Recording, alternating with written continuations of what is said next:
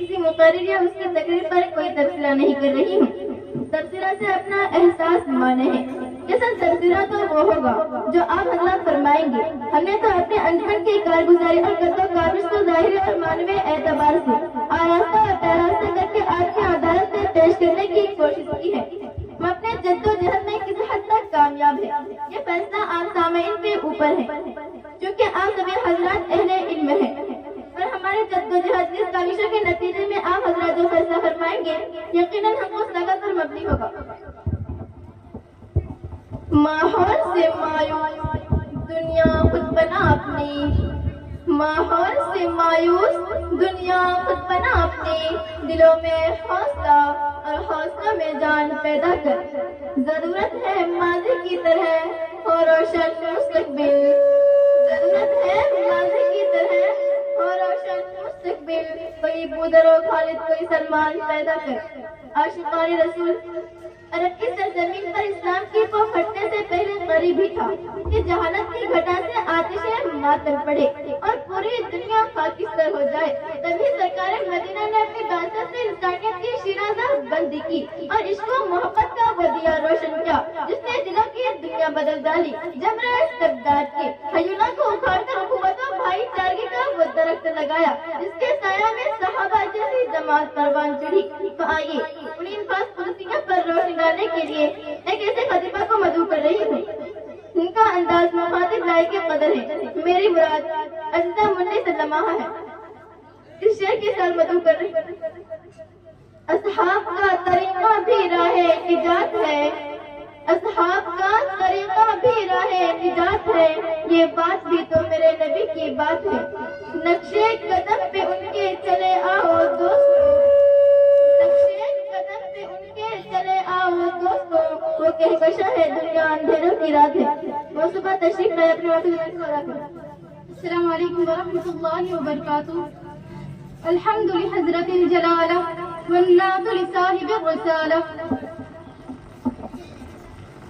الحمد لحضرت الجلالہ والنعت لصاحب الرسالہ، اما بعد فاعوذ باللہ من الشیطان الرجیم، بسم اللہ الرحمن الرحیم۔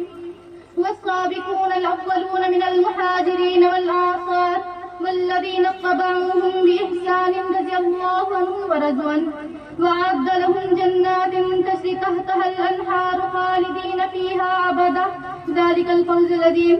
صدر مکرم اور سامعین محترم، آج میری تقریر کا عنوان ہے عظمت صحابہ اور ہماری ذمہ داریاں۔ جب میں صحابہ کا مقام خدا کے قرآن سے معلوم کرتی ہوں تو قرآن بتاتا ہے والسابقون الاولون من المہاجرین والانصار والذین اتبعوهم بإحسان رضی اللہ عنہم ورضوا عنہ، وأعد لهم جنات تجری تحتها الأنہار خالدین فیہا ابدا، ذلک الفوز العظیم۔ اور جب میں صحابہ کا مقام حدیث رسول اللہ صلی اللہ علیہ وسلم میں تلاش کرتی ہوں تو حدیث رسول ببانگ دہل اعلان فرماتی ہے مثل اصحاب مثل النجوم یہتدی بہ فأیہم نفذتم بقولہ اہتدیتم۔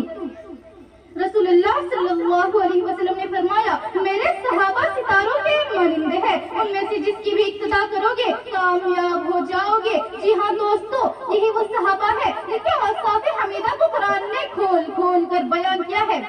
چنانچہ کہیں انہیں مسلم کہا، کہیں انہیں مومن کہا، کہیں انہیں قانت کہا، کہیں انہیں صادق کہا، کہیں انہیں صابر کہا، کہیں انہیں خاشع کہا، کہیں انہیں متصدق کہا، کہیں انہیں صائم کہا، کہیں انہیں ذاکر کہا، کہیں انہیں محافظ عصمت کہا، کہیں انہیں غائب کہا، کہیں انہیں عابد کہا، کہیں انہیں راکع کہا، کہیں انہیں مفلحون کہا، کہیں انہیں فائزون کہا۔ اسی پر بس نہیں، ان کے اوصاف بیان کرتے ہوئے میرا رب تھکتا تک نہیں۔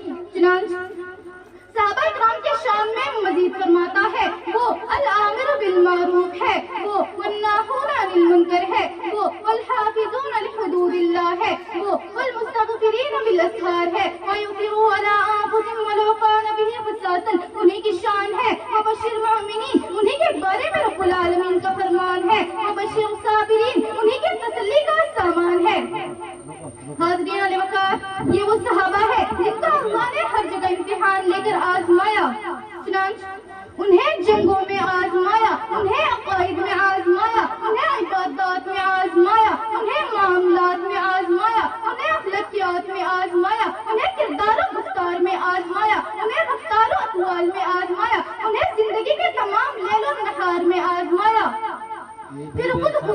जलाल ने खुले तौर पर उसका ऐलान फरमाया, उलाइका الذین امتحن اللہ قلوبہم للتقوی. اور صحابہ کرام کا کمال دیکھو, وہ ہر جگہ کامیاب ہوئے, وہ جنگوں میں کامیاب ہوئے, وہ معاملات میں کامیاب ہوئے, وہ معاشرت میں کامیاب ہوئے, وہ اخلاقیات میں کامیاب ہوئے, وہ ہجرت کے موقع پر سب کچھ لٹانے میں کامیاب ہوئے. یہاں تک کہ نبی اکرم صلی اللہ علیہ وسلم کی محبت میں اپنے ماں باپ اور اپنی اولاد کو بھی قربان کرنے میں کامیاب ہوئے. تب جا کر اللہ تعالیٰ نے انہیں اولئک هم المؤمنون حقا ایک بے مثال سند عطا فرمائی اور ان نام کا اعلان کرتے ہوئے کہی, لہم درجات عند ربہم ومغفرۃ ورزق کریم فرمایا, تو کہیں پر لہم مغفرۃ واجر عظیم فرمایا, تو کہیں پر ان کے ایمان کو معیار بناتے ہوئے صاف لفظوں میں اعلان فرمایا, فَإِنْ آمَنُوا بِمِثْلِ مَا آمَنْتُمْ بِهِ فَقَدِ اهْتَدَوْا. تو کہیں بشارت اور رضوان کی خوشخبری سناتے ہوئے اعلان فرمایا, رضی اللہ عنہم ورضوان, میں ان سے راضی ہو گیا, وہ مجھ سے راضی ہو گئے. معزز سامعین, صحابہ کرام کو یہ بلند یہ جتنے بھی آنے والے مہمانان کرام ہیں, ان بچیوں نے بڑی محنت کی ہے اور بہت محنت سے یہاں پر آپ کے سامنے پروگرام پیش کر رہی ہیں.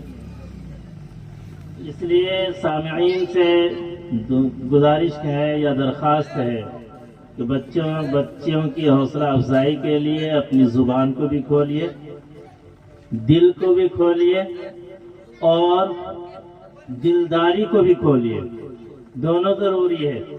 حوصلہ افزائی کے لیے ماشاءاللہ بچیاں اپنی پروگرام پیش کر رہی ہیں, سامعین کی طرف سے حوصلہ افزائی ماشاءاللہ سبحان اللہ ہونا چاہیے. دل کو بھی کھولیے, دل کے دریچے کو بھی کھولیے. نعت نبی پر تو انعامات کا سلسلہ چلتا ہے, بالکل یہ لائق تعریف ہے, لیکن اگر تقریر کوئی بچی پیش کر رہی ہے توجہ سے سنیے, یہ بھی قابل تحسین ہے, لیکن توجہ سے سننے کے ساتھ ساتھ اپنی بچی کی حوصلہ افزائی کرنا یہ کوئی جرم نہیں, یہ بھی قابل تحسین ہے. اس لیے میں امید کرتا ہوں سامعین سے کہ بچیوں کی حوصلہ افزائی کا سلسلہ جاری رکھیں. معزز سامعین, صحابہ کرام کو یہ بلند مقام ملنے کی اصل وجہ نگاہ نبوت کا فیضان ہے اور رسول اکرم صلی اللہ علیہ وسلم کی صحبت عالی شان ہے. چنانچہ حضرت ابو بکر آئے تو صدیق اکبر بن گئے, حضرت عمر بن خطاب آئے تو فاروق اعظم بن گئے, حضرت عثمان بن عفان آئے تو ذوالنورین اور غنی بن گئے, حضرت علی بن ابی طالب آئے تو مرتضی و باب العلم اور حیدر کرار بن گئے. امیر ملت اسلامیہ مولانا محمد حمید الدین عاقل حسامی نے ان کا بہترین نقشہ کھینچتے ہوئے فرمایا, صدق صدیق بھی عدل فاروق بھی, صدق صدیق بھی عدل فاروق بھی, ہے یہ سب ان کے فیض کرم کا اثر. یہ غلامی میں آئے غنی بن گئے, یہ غلامی میں آئے غنی بن گئے, وہ فدائی بنے تو علی ہو گئے. اسی طرح حضرت ابو ہریرہ آئے تو محدث بن گئے, حضرت عبداللہ بن عباس آئے تو مفسر قرآن بن گئے, حضرت عبداللہ بن مسعود آئے تو فقیہ بن گئے, حضرت حسان بن ثابت آئے تو شاعر اسلام بن گئے, حضرت معاذ بن جبل آئے تو مفتی و معلم بن گئے, حضرت امیر معاویہ آئے تو کاتب وحی اور عظیم قائد بن گئے, حضرت بلال حبشی آئے تو مؤذن اسلام بن گئے. اسی لیے علامہ اقبال نے کیا ہی خوب کہا تھا, خود نہ تھے جو راہ پر اوروں کے ہادی بن گئے, خود نہ تھے جو راہ پر اوروں کے ہادی بن گئے. کیا نظر تھی کہ جس نے مردوں کو مسیحا کر دیا.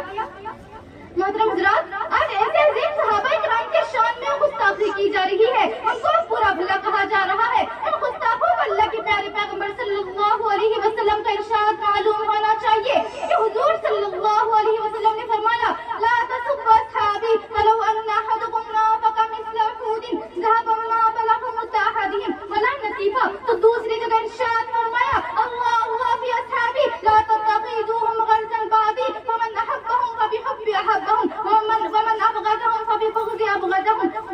اسی لیے اہل سنت والجماعت کا متفق عقیدہ ہے, بغضهم کفر و نفاق, یعنی صحابہ کرام سے بغض رکھنا کفر و نفاق ہے. تو پتا چلا کہ جس کے دل میں صحابہ کی محبت نہیں ہے, جس کے پاس حقیقی دین نہیں ہے, جس کے دل میں صحابہ کی محبت نہیں ہے, جس کے پاس کامل ایمان بھی نہیں ہے, ہاں صحابہ سے بغض رکھنا نافرمانی ہے, صحابہ سے بغض رکھنا کفر ہے, صحابہ سے بغض رکھنا نفاق ہے, صحابہ سے بغض رکھنا خسرت دنیا والآخرت ذالک والخسران المبین کا مصداق ہے۔ اسی لیے دوستو، صحابہ کے نقش قدم پر چلنا، ان سے محبت کرنا، ان کے شان میں گستاخی سے بچنا فرض ہے، سلامتی ایمان کا ضامن ہے۔ اللہ تعالیٰ ہمارے قلوب کو عظمت صحابہ سے لبریز فرمائے، آمین۔ وآخر دعوانا الحمدللہ رب العالمین۔